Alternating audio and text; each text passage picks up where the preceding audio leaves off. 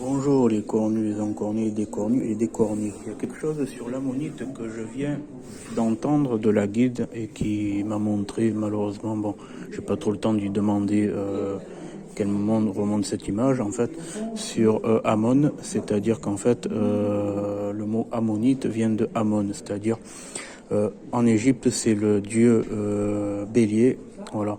Et comme l'ammonite vivait dans les océans,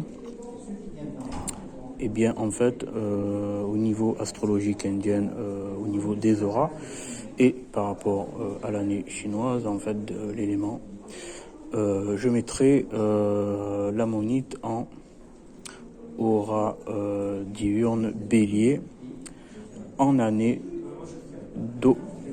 En année d'eau, voilà. Tout simplement. Voilà, et je viens d'apprendre quelque chose, c'est intéressant. Voilà. Par contre, il y a un truc que je n'aime pas dans son commentaire à la fin, qui était totalement faux.